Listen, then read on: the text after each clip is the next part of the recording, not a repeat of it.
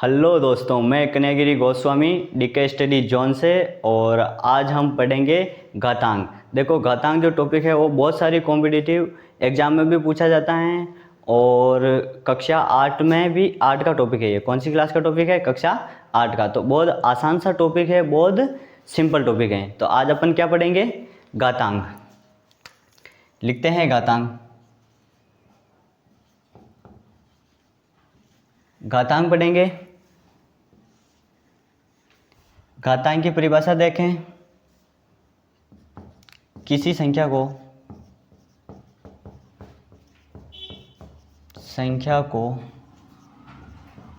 उसी संख्या से कई बार गुणा कराने पर प्राप्त गुणनफल को घात कहते हैं। कहने का मतलब यह है कि कोई भी एक संख्या ले लो, उसको अगर आप बार बार उसी संख्या से क्या करवा रहे हो? गुणा, तो उसको अपन उसका जो गुणनफल होगा उसको क्या बोलेंगे आप? घात। जैसे बात करें कि एग्जाम्पल देखें, जैसे मैं मान लेता हूं कोई भी रैंडम संख्या ए को मैं गुणा करवाता हूं ए से, फिर ए से गुणा करवाता हूं और लेकर जाता हूं कहां तक? n बार तक। कहां तक? n बार। मतलब मैं ए को जो है n बार ले लेता हूं, तो इसको अपन लिखेंगे किससे? a की पावर n या फिर a की घात n से। कैसे लिखेंगे इसको? a की घात n से। इसके अंदर बात करें तो इसके अंदर a जो है वो आपका क्या है? आधार है, और n जो है वो आपका क्या है? इसमें घात है। क्या है? घात। अगर मैं संख्या लेकर देखूं तो जैसे अपन बात करें उदाहरण नंबर 1 की, 5 ले लेता हूं मैं। 5 को गुणा करवा देता हूं कितनी बार? 4 बार। तो इसको अपन कैसे लिखेंगे? 5 की घात 4। इसके अंदर बात करूंगा कि आधार कौन सा है, तो आधार आपका हो जाएगा, आधार हो जाएगा इसके अंदर 5, और आपकी घात हो जाएगी इसके अंदर 4। क्या हो जाएगी घात इसके अंदर? 4। ठीक है। अब अपन पढ़ते हैं घातांक के नियम। क्या पढ़ेंगे? घातांक के नियम। घातांक के नियम पढ़ते हैं। इसके अंदर सबसे पहला जो नियम आता है वो नियम ये आता है कि किसी भी ऋणात्मक संख्या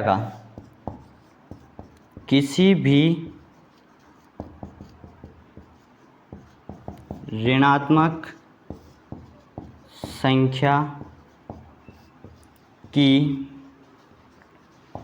घात सम हो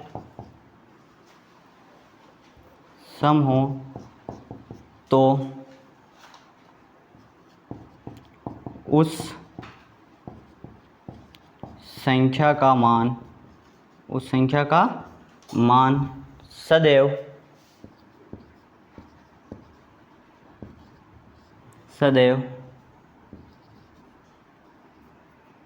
धनात्मक होता है।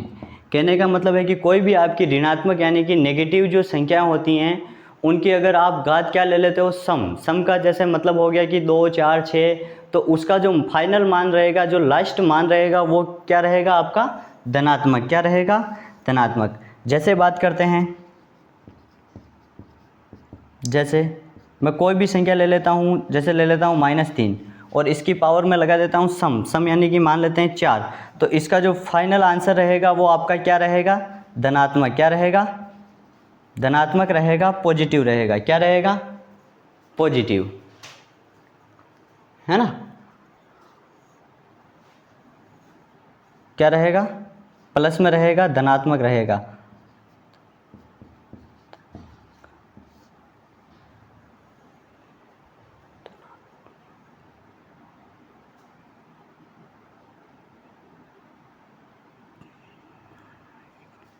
और इसका अगर मान निकालेंगे तो मान कितना हो जाएगा आपका 81। कितना हो जाएगा 81, है ना।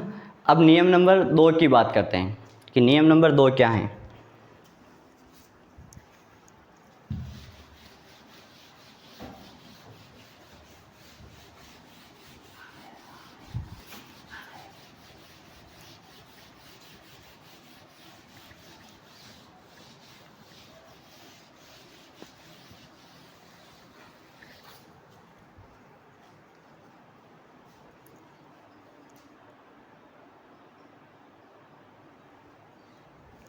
नियम नंबर 2, किसी ऋणात्मक संख्या की घात यदि विषम हो तो उस संख्या का मान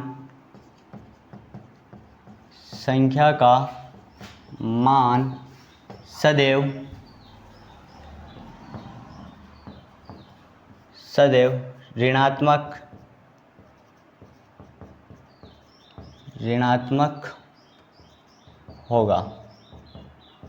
ऋणात्मक होगा। जैसे बात करें, है ना, जैसे मैं संख्या ले लेता हूँ कोई भी -5, क्या ले लेता हूँ -5। इसकी मैं घात ले लेता हूँ विषम का मतलब होता है, जब भी घात विषम के लिए बोले तो विषम के अंदर संख्याएं आती हैं 1, 3, 5, 7 ऐसी संख्याएं, है ना।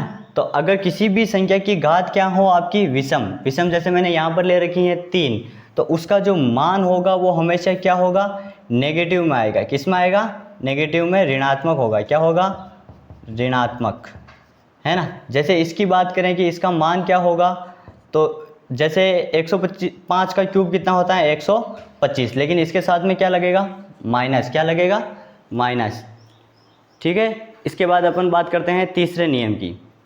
क्या बात करते हैं, तीसरे नियम की। नियम नंबर 3, जब किसी संख्या की घात 2 हो तो घात क्या हो, 2 हो तो उसे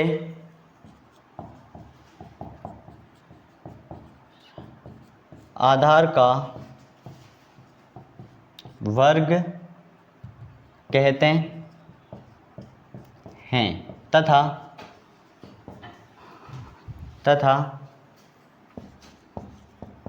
जब किसी संख्या की घात 3 हो तो उसे आधार का घन कहते हैं। क्या कहते हैं, उसे आधार का घन कहते हैं। ये सबको पता होगा। यदि किसी संख्या का क्या हो, घात कितनी हो, 2, तो उसको अपन क्या बोलते हैं, वर्ग। जैसे अपन निकालते हैं 2 का वर्ग यानी कि 2 का स्क्वायर कितना होता है 4, है ना। 2 का क्यूब यानी कि 2 का घन कितना होता है, तो 8 होता है। तो ऐसे, है ना। यदि किसी संख्या की घात 2 हो तो उसको अपन वर्ग बोलते हैं, और यदि किसी संख्या की घात 3 हो तो उसको अपन क्या बोलते हैं, घन। इसके बाद अगला नियम पढ़ेंगे, नियम नंबर 4। देखो नियम नंबर 4 क्या कहता है। नियम नंबर 4 कहता है कि जब किसी घातांकीय संख्या में आधार का मान क्या हो, 0, और उसके बाद उस 0 हो आधार का मान, और उसके बाद उसकी घात चाहे कोई सी भी हो, इस स्थिति में जो है संख्या का जो कुल मान रहेगा वो कितना रहेगा, 0। क्या रहेगा, 0। तो लिखते हैं, जब घातांकीय संख्या का मान 0 हो, है ना। घातांकीय संख्या का मान क्या हो, 0 हो, एवं घात कुछ भी हो, घात कुछ भी हो, घात कुछ भी हो, इस स्थिति में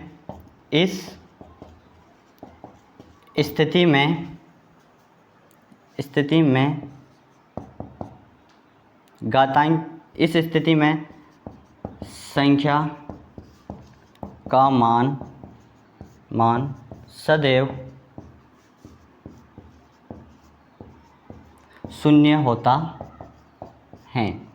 क्या होता है? शून्य होता है। कहने का मतलब क्या है कि जब किसी घातांकीय संख्या में आधार का मान, या फिर जब किसी घातांकीय संख्या का मान, कोई भी घातांकीय संख्या है, उस संख्या का मान क्या हो? शून्य। क्या हो?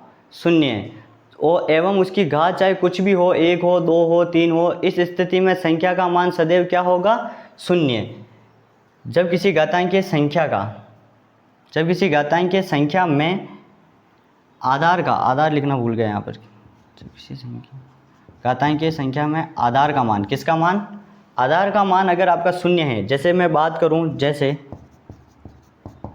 कोई भी मैं संख्या ले लेता हूँ जिसमें आधार कितना है? शून्य। अब मैं इसकी चाहे घात कितनी भी लगा दूँ, मान लो 4 लगा दूँ, तो भी इसका मान क्या होगा? 0। जैसे मैं मान लो और ले लेता हूँ, इसकी पावर 5 लगा देता हूँ, तो भी इसका मान क्या होगा? 0। एक और उदाहरण ले लेते हैं, 0 की घात चाहे 9 हो, फिर भी उसका आंसर क्या होगा? 0। कहने का मतलब यह है कि कोई भी घातांकीय संख्या है और उसका जो आधार है वो आपका क्या है? शून्य। उसके बाद अगर उसकी घात चाहे कितनी भी हो, उसका जो मान रहेगा, संख्या का कुल मान, वो कितना रहेगा? 0। इसके बाद अपन आगे बढ़ते हैं नियम नंबर 5।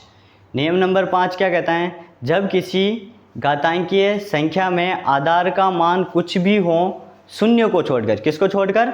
शून्य को छोड़कर, एवं घात अगर उसकी क्या हो? शून्य, तो उसका मान सदैव क्या रहता है? 1 रहता है। क्या रहता है? 1। ये जो नियम है ये बहुत इंपॉर्टेंट है, मोस्ट इम्पोर्टेंट। इससे बहुत बार क्वेश्चन पूछे गए हैं, बहुत सारे कॉम्पिटिटिव एग्जाम में इसमें पूछते हैं, विशेष करके अग्निवीर में जो हैं इसके बहुत सारे क्वेश्चन आते हैं, है ना। अब अपन बात करते हैं कि जब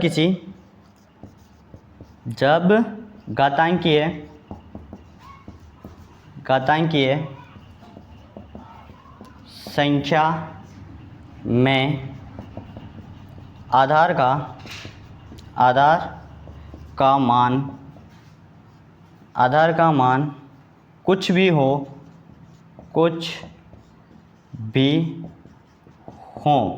एक विशेष करके नोट याद रखना, कुछ भी हो, शून्य को छोड़कर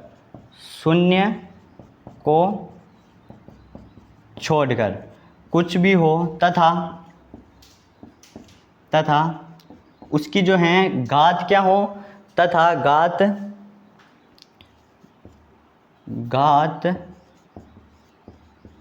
शून्य हो, तो उस संख्या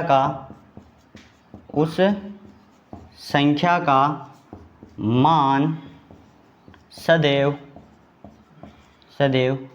1 होता है। क्या होता है? उस संख्या का मान सदैव 1। कोई भी घातांकीय संख्या है और अगर उस संख्या में जो आधार हैं, आधार मतलब जो a का जो मान है वो आपका कुछ भी हो सकता है, अनंत तक, 1 से लेकर अनंत तक, सिर्फ शून्य को छोड़कर, तथा उनमें उसकी जो घात हैं वो कितनी हो, यानी कि ऊपर जो घात चढ़ा रखी हो वो कितनी हो? शून्य। तो उस संख्या का जो मान है वो सदैव क्या रहेगा? 1। जैसे बात करते हैं, जैसे मैं कोई भी रैंडम संख्या ले लेता हूँ 5, और 5 की पावर में कितनी कर देता हूँ? 0, तो इसका जो मान रहेगा सदैव क्या रहेगा? 1। जैसे मैं और संख्या ले लेता हूँ 9 की पावर कितनी हो जाएगी? 0, तो इसका भी मान क्या रहेगा? 1। जैसे मैं और संख्या ले लेता हूँ, है ना, 8 ले लेते हैं, इसकी पावर क्या कर देते हैं? 0, तो इसका मान भी क्या हो जाएगा? 1। लेकिन नोट करके याद रखना, नोट जो मैंने लिखा भी लिया कि आधार जो है वो आपका क्या नहीं होना चाहिए? शून्य। नोट में लिखना कि यदि 0 की पावर कितनी है? 0, तो इसका जो मान है वो क्या रहेगा आपका? 0। ये बात नोट के अंदर याद रखनी है आपको। क्या याद रखनी है? कि यदि जो 0 का मान है, 0 की पावर अगर 0 हो जाए तो उसका मान सदैव क्या रहेगा? 0। ठीक है। इसके बाद अपन अगला नियम पढ़ते हैं, नियम नंबर 6। क्या पढ़ेंगे? नियम नंबर 6। देखो बहुत आसान से नियम हैं, है ना। आपको अगर ये सारे नियम याद होते हैं तो आपका एक भी क्वेश्चन कभी गलत नहीं होगा। और मैं फिर से रिपीट कर रहा हूँ, बहुत सारे कॉम्पिटिटिव एग्जाम में इसके सवाल आते हैं और इन्हीं नियमों से आते हैं, इससे बाहर नहीं जाएगा, है ना। अब अपन पढ़ते हैं नियम नंबर 6। नियम नंबर 6 ये कहता है कि जब किसी घातांकीय संख्या में आधार का मान क्या हो? 1 एवं उसकी घात कुछ भी हो, चाहे ऋणात्मक हो चाहे धनात्मक हो, उसका जो मान है वो सदैव क्या रहेगा? धनात्मक रहता है, या फिर क्या रहेगा? मान सदैव +1 होता है। तो लिखते हैं, जब किसी नियम नंबर 6 जब घातांकीय संख्या में आधार का मान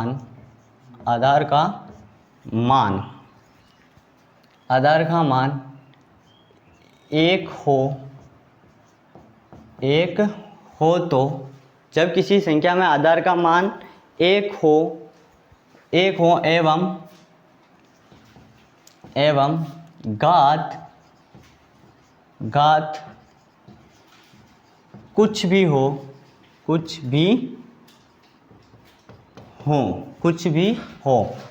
का मतलब चाहे धनात्मक हो चाहे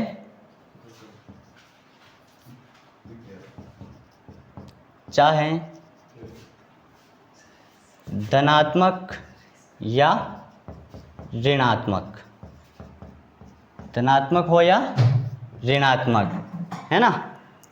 इस स्थिति में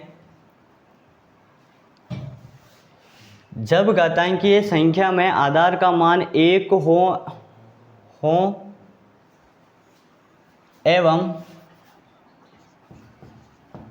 एवं घात कुछ भी हो, चाहे धनात्मक या ऋणात्मक, इस स्थिति में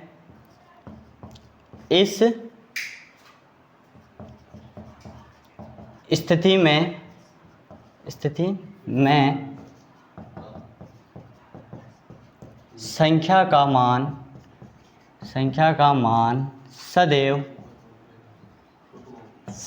मान सदैव 1 होता है। देखो फिर से रिपीट करता हूँ इस नियम को।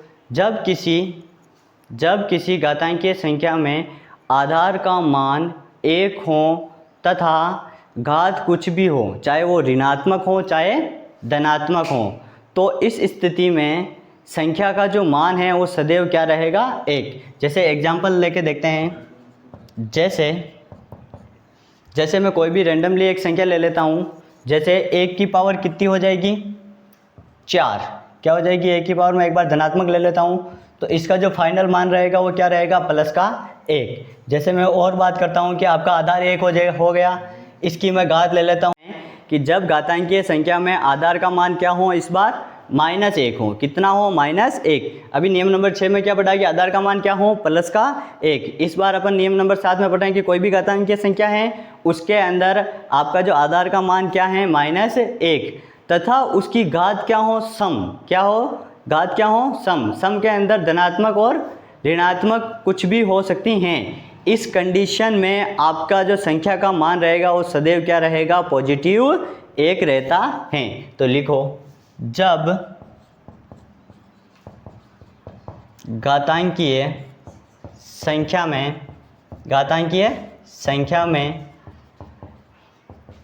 आधार का मान, वहाँ देखो अपन ने +1 ले रखा है, इसमें क्या लेंगे? ऋणात्मक 1 हो तथा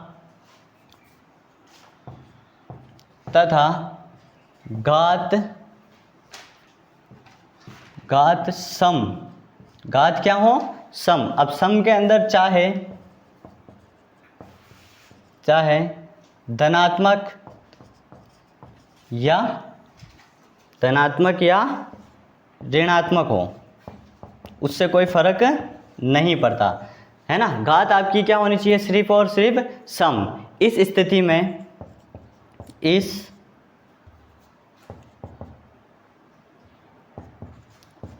स्थिति में संख्या का मान सदैव एक होता है। क्या होता है, एक होता है। देखो फिर से रिपीट करता हूँ, नियम नंबर 7, जब घातांकीय संख्या में आधार का मान क्या हो, आपका -1 हो तथा घात जो है उसकी क्या हो, सम हो, तो इस कंडीशन सम होने के साथ साथ चाहे वो धनात्मक हो चाहे ऋणात्मक, लेकिन इस कंडीशन में जो संख्या का जो फाइनल मान रहेगा वो क्या रहता है, आपका +1 रहता है। जैसे मैं आप बात करता हूँ कि जैसे मान लो कोई मैंने एक संख्या ली जो क्या है, ऋणात्मक, एक क्या आधार क्या लेना है आपका, -1। अब इसकी जो आपको पावर लेनी है वो क्या लेनी है, सम। मान लेता हूँ मैं इसकी पावर क्या ले लेता हूँ, सम, यानी कि 4 ले लेता हूँ, तो इसका जो फाइनल आंसर आएगा वो आपके सामने क्या आएगा, 1। अगर मैं यही उदाहरण ले लेता हूँ कि इसकी जो घात हैं, -1 की जो घात है वो क्या ले लेता हूँ मैं, ऋणात्मक, तो इसका भी फाइनल आंसर क्या आएगा आपका, 1। देखो इसको सोल्व करते हैं, फाइनल आंसर कैसे आएगा। देखो घात कितनी है, माइनस में, और जब माइनस में घात हो तो इसको पहले किस में बदलेंगे, धनात्मक में। धनात्मक में बदलने के लिए इसको नीचे ले जाते हैं, है ना। नीचे ले जाने के बाद क्या हो जाएगा, 1 की पावर 4, और जब इसको सोल्व करेंगे तो क्या आएगा, 1/1। तो आपका फाइनल आंसर क्या आ जाएगा, इसके अंदर भी 1। बताओ समझ में आया कि नहीं आया, है ना।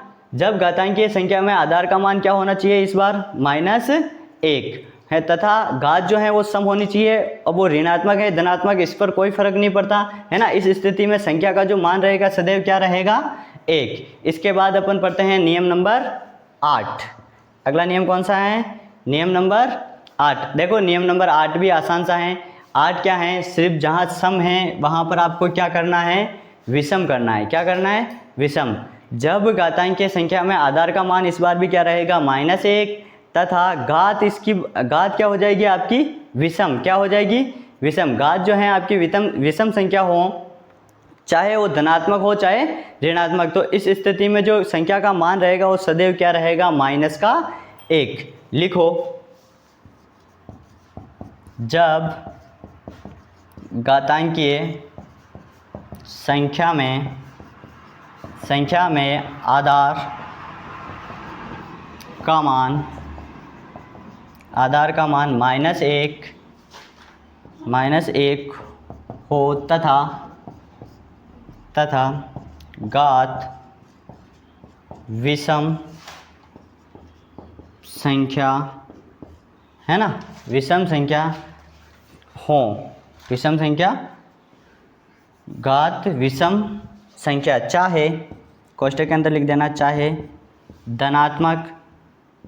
धनात्मक या ऋणात्मक, धनात्मक हो चाहे ऋणात्मक हो। इस स्थिति में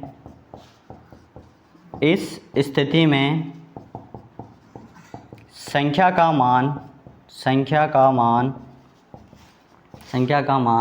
सदैव -1 होता है। क्या होता है, इस संख्या का मान सदैव -1 होता है। नियम वापस पढ़ लेता हूँ। जब किसी घातांकीय संख्या में आधार का मान -1 हो तथा उसकी घात क्या हो, विषम। अब चाहे घात उसकी माइनस में हो चाहे प्लस में हो, इस स्थिति में संख्या का जो मान रहेगा वो सदैव क्या रहेगा, -1। देखो इसको सोल्व करते हैं। कैसे सोल्व करेंगे, जैसे उदाहरण से समझते हैं, है ना। आधार आपका क्या होना चाहिए, -1। अब उसकी पावर कितनी होनी चाहिए, पावर यानी कि घात क्या होनी चाहिए आपकी, विषम संख्याएं होती हैं 2, 3, 5, 7, है ना। तो मैं यहाँ पर ले लेता हूँ कितनी, 3। तो इसका जो मान है वो सदैव क्या रहेगा आपका, -1। नियम नंबर 7 में क्या आ रहा था, घात सम थी इसलिए मान क्या आ रहा था, +1। अगर घात विषम है तो आपका मान क्या हो जाएगा, -1। अब यही बात करते हैं कि जो अपन हैं -1 आधार हो जाएगा, इसकी पावर अपन ले लेते हैं ऋणात्मक, और जब इसकी पावर अपन ऋणात्मक लेते हैं और इसको सोल्व करते हैं तो क्या हो जाएगा, पहले घात को प्लस करेंगे तो -1 की पावर कितनी हो जाएगी, 3, और जब इसको सोल्व करेंगे तो आपका आंसर आएगा 1/-1, जिसका फाइनल आंसर आता है 1। तो देख लो दोनों कंडीशन में आपको फाइनल आंसर क्या मिल रहा है, माइनस का 1। ये नियम हो गया अपना नियम नंबर 8। इसके बाद अपन पढ़ेंगे नियम नंबर 9। और आपका जो है नियम नंबर 9 ये कहता है कि बहुत ही आसान सा नियम है ये भी, है ना। नियम ये कहता है कि जब किसी घातांकीय संख्या का आधार धनात्मक है तो उसकी घात कुछ भी हो, चाहे ऋणात्मक चाहे धनात्मक, है ना। इस स्थिति में संख्या का जो मान रहेगा वो सदैव आपका क्या रहता है, धनात्मक रहता है। कहने का मतलब ये है, इसको मिटाएं।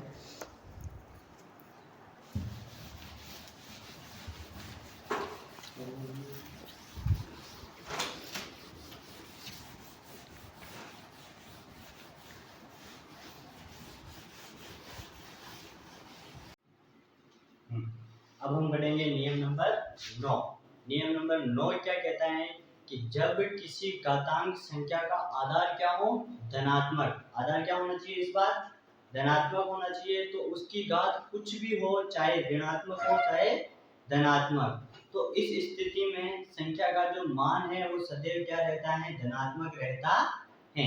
चलो लिखते हैं इस नियम को। अपना अगला नियम कौन सा है, नियम नंबर 9 क्या कहता है, जब किसी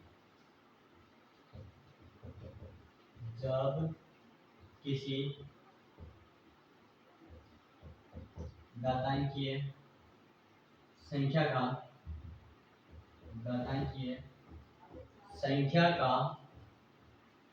क्या का आधार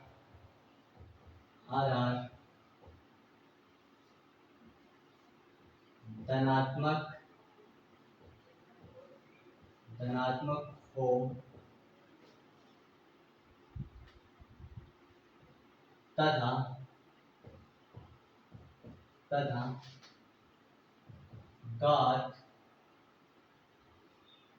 तथा घात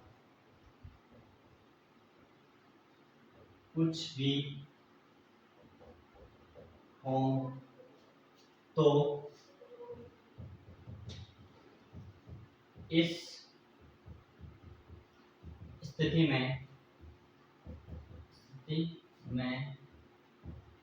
उस संख्या का मान सदैव धनात्मक होता है। क्या है नियम नंबर 9, जब किसी घातीय संख्या का आधार अगर धनात्मक है तो उसकी घात चाहे कुछ भी हो, है ना, धनात्मक हो चाहे ऋणात्मक, है? तो इस स्थिति में संख्या का जो मान है, संख्या का मान क्या रहेगा आपके पास, धनात्मक। जैसे मैं बात करता हूं, जैसे मैं कोई संख्या ले लेता हूं धनात्मक 2, इसकी पावर कितनी लगा दूं, 3, कितनी लगा दूं, 3, तो इसका मान जो है अपने पास क्या आएगा, हमेशा धनात्मक आएगा। धनात्मक कैसे आएगा, तो इसको सोल्व करते हैं। 2 की पावर क्या हो जाएगी, 3, और 2 की पावर 3 का मतलब कितना होता है, 8, तो इसका फाइनल आंसर है जो कितना आ जाएगा, 0.15125। ठीक है। इसके बाद अपन एक और संख्या ले लेते हैं, जैसे ये ले ली, है ना, ये आपका 1 हो गया। दूसरा बात करूं कि यदि अगर मैं 2 की जो पावर है वो मैं धनात्मक ले लेता हूं 3, तो इसका मान सीधा सीधा कितना आता है, 8 आता है। इसके बाद अपना अब नियम नंबर क्या पढ़ेंगे, इसके बाद नियम नंबर 10। और नियम नंबर 10 जो है, नियम नंबर 10 आपका क्या कहता है, जब किसी घातांकीय संख्या का आधार इस बार क्या हो, ऋणात्मक हो, जब किसी घातांकीय संख्या का आधार क्या हो, ऋणात्मक, एवं उसकी जो घात है वो आपकी सम हो। अब सम होने के बाद वो चाहे धनात्मक हो चाहे ऋणात्मक, तो इस स्थिति में उस संख्या का मान जो है वो आपका क्या होगा, धनात्मक। क्या होगा, धनात्मक। तो जब किसी घातांकीय संख्या का आधार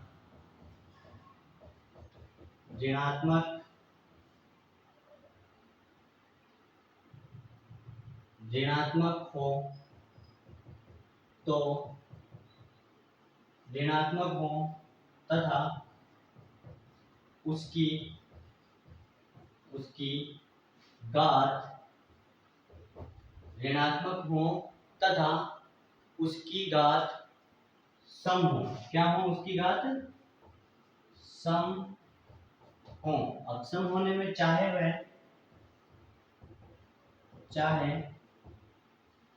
धनात्मक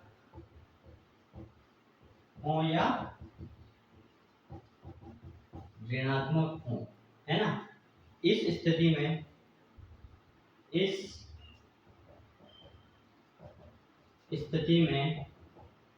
उस संख्या का मान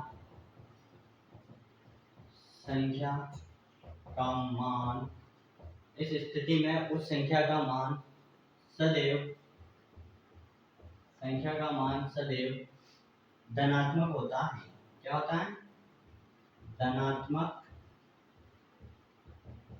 होता है। जैसे मैं बात करूं, जैसे एक बार नियम वापस पढ़ते हैं। जब किसी घातांकीय संख्या का आधार ऋणात्मक हो तथा उसकी जो घात है वो क्या हो? सम होने के बाद वो चाहे धनात्मक हो चाहे ऋणात्मक, इस स्थिति में उस संख्या का मान जो है वो आपका क्या होगा? धनात्मक होता है।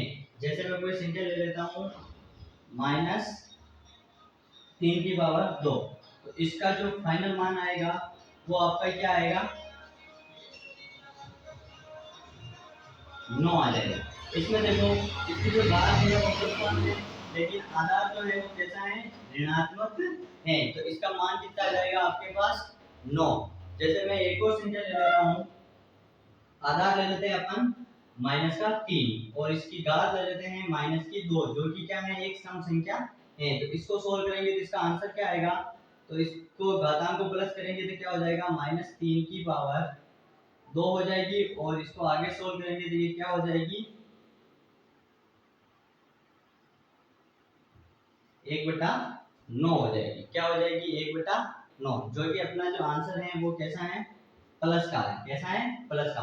तो ये नियम ध्यान रखना। अगला जो अपना नियम है, अगला नियम क्या कहता है?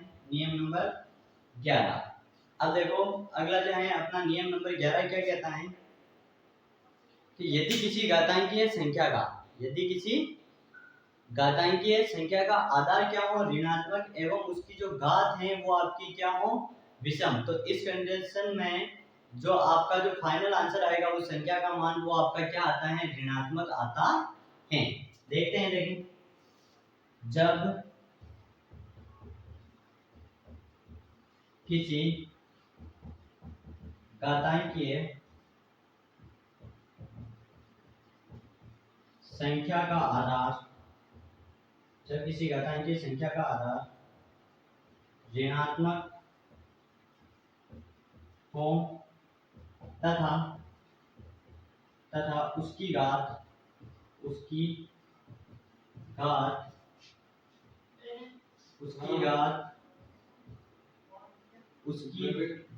विषम हो।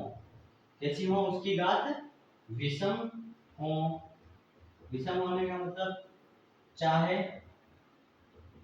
वो धनात्मक हो या ऋणात्मक, धनात्मक हो चाहे ऋणात्मक हो, तो इस स्थिति में उस संख्या का मान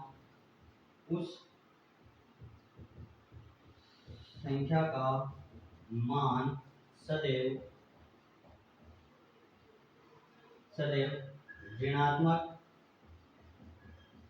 ऋणात्मक होता है। क्या होता है? उस संख्या का मान सदैव ऋणात्मक होता है। देखते हैं, जैसे बात करते हैं, है? एक बार नियम वापस पढ़ लेते हैं। जब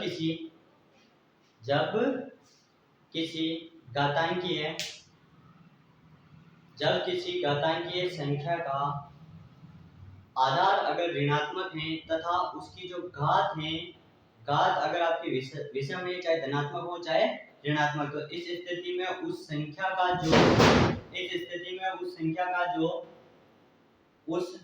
का जो मान होगा वो क्या होगा, ऋणात्मक होता है।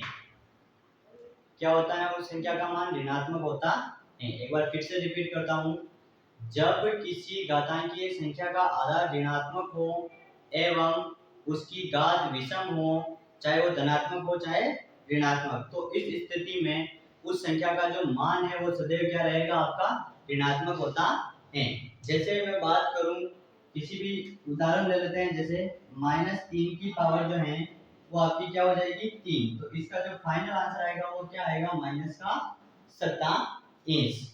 जैसे एक और उदाहरण ले लेता हूं मैं, इसी का ले लेता हूं कि जैसे आधार जो है वो -3 है, उसकी जो पावर है वो भी कितनी है -3, तो इसको अगर आगे सोल्व करेंगे तो 1 बटा -3 की पावर क्या हो जाएगी प्लस की 3, और इसको जब फाइनल सोल्व करेंगे तो क्या आएगा -1 बटा 27 आता है। कितना आता है, -1 बटा 27, है ना। तो कुछ भी कर लो, कोई भी कंडीशन हो, घात विषम होनी चाहिए, अब चाहे वो धनात्मक हो चाहे ऋणात्मक, है ना। लेकिन उस कंडीशन में आपका जो फाइनल आंसर आएगा वो क्या आता है, नेगेटिव आता है ना। ये सारे नियम हैं जो किसके हैं, घातांक के। अगर ये सारे के सारे नियम आपको याद हैं तो कोई सा भी कंपटीशन एग्जाम हो आपका क्वेश्चन गलत नहीं होगा, है ना। इसके बाद हम अगले वीडियो में मिलेंगे और अगले वीडियो में देखेंगे कि इन सब को यूज कैसे करते हैं, इन सब से सवाल कैसे आते हैं, और इसके बाद कुछ और सूत्र हैं जो आपको डायरेक्ट याद करने हैं। उन सूत्रों से क्या हो, उन सूत्रों की सहायता से आप घातांकीय सवालों को क्या करेंगे, सोल्व करोगे। होता क्या है, जैसे जोड़ भाग की गुणा भाग करते हो वैसे जोड़ भाग की गुणा भाग करने हैं किसमें, घातांकीय रूप वाली जो संख्याएं होती है उनमें, लेकिन नियम अलग लग जाते हैं। नियम किसके लगेंगे, इस बार जो घातांकीय सूत्र होते हैं उसके अकॉर्डिंग काम करना है। धन्यवाद, इसी के साथ कल मिलेंगे।